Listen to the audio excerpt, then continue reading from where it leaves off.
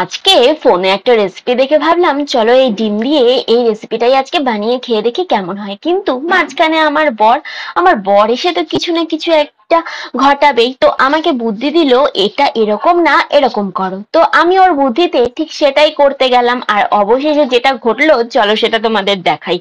তো প্রথমে আমি আলু নিয়ে নিয়েছি আর আলুগুলোকে পিস পিস করে কেটে নিলাম, সাথে নিয়ে নিয়েছিলাম মটরশুঁটি, মটরশুঁটিগুলোকেও ছুলে নিচ্ছি, আর সাথে পেঁয়াজ কেটে নিচ্ছি কুচি কুচি করে, তার সাথে লঙ্কাও কুচি করে নেবো।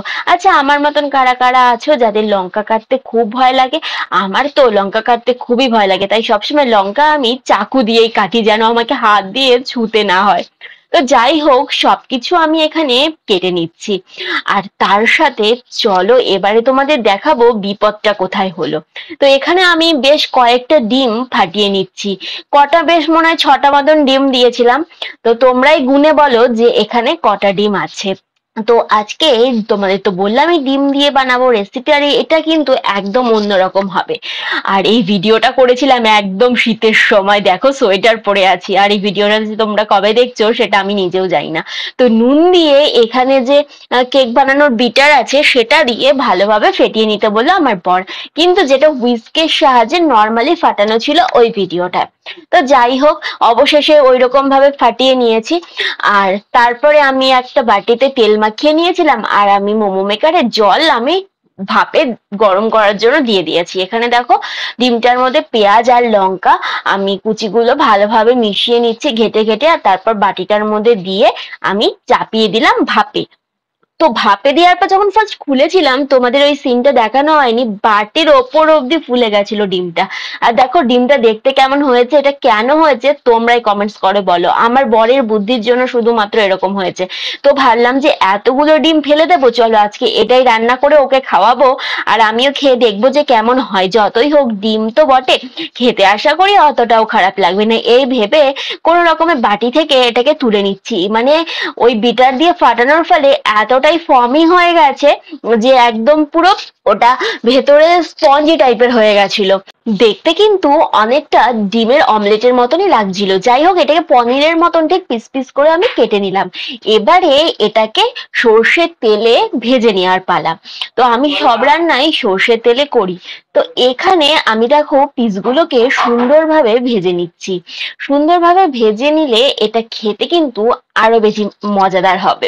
এভাবে ডিম রান্না করে কি তোমরা কখনো খেয়েছো? আমাকে কিন্তু অবশ্যই কমেন্টস করে জানিও। আমি কিন্তু এর আগে কোনোদিনও খাইনি, এই প্রথমবার আমি ট্রাই করব, আর নিজেই সেটা রান্না করছি। এরপর উল্টে পাল্টে ভালোভাবে এগুলোকে ভেজে নিয়ে নামিয়ে নেব।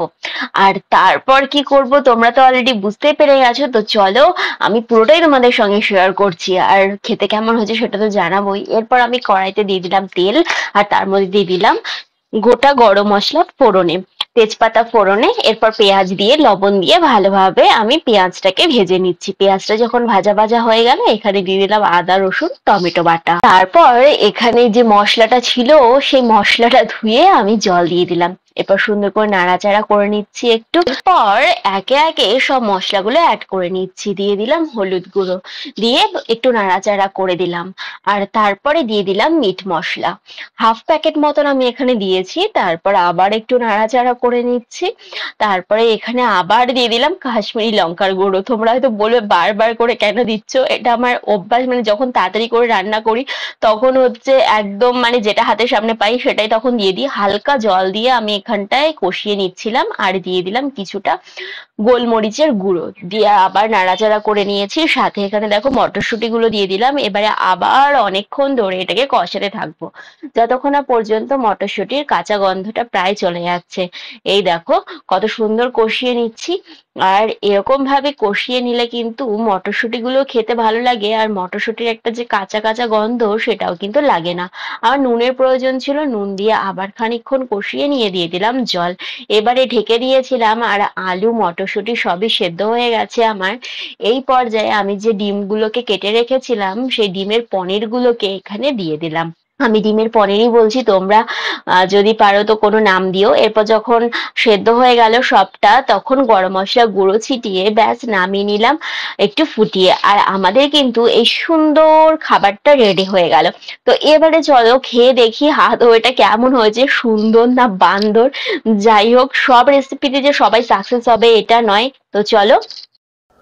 তো দেখতেই পেলে কি বানাতে গেছিলাম, কি হয়েছে জানি না, এর কি নাম দেবো সেটাও জানি না। এই দেখো, দেখেছো? তো চলো প্রথমে আগে নিয়ে নিই ঝোল আলু। এক্সপেরিমেন্ট করতে গিয়ে এক্সপেরিমেন্টের 12টা বেজে গেছে। মটরশুঁটি নিলাম একটু, একটু আলু। প্রথমে খেয়ে দেখি কেমন হয়েছে। রান্না করলে তো মোটামুটি সব কিছুই নাকি খাওয়া যায় লোহা বাদ দিয়ে। চলো দেখি কেমন হয়েছে।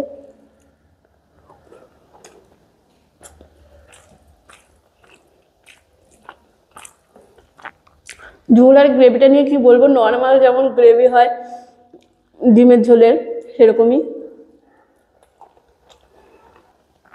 এবার হচ্ছে ডিমটা দেখার বিষয়। এই দেখো ডিমটা, ডিমটা দেখতেই পাচ্ছ কেমন নরম। এটা কিন্তু একদম অমলেটের মতন লাগছে।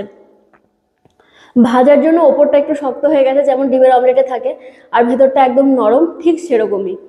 তো একটু ডিমের এটা নিয়ে নিচ্ছি ভাপা, যাই বলো। তো আলু দিয়ে মাখিয়ে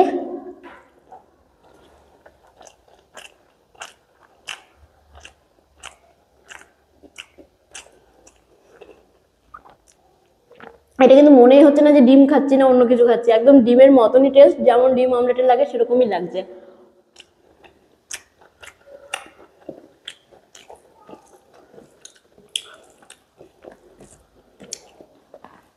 আমার কিন্তু বেশ ভালোই লাগছে।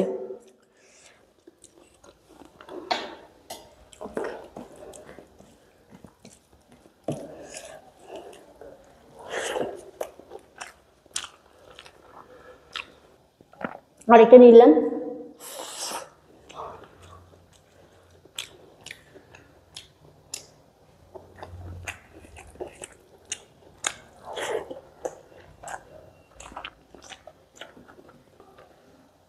আমি কাউকে জোর করছি না বানানোর জন্য, কিন্তু খেতে একদমই খারাপ না, খেতে মোটামুটি বেশ ভালোই লাগছে। তাহলে চলো টাটা।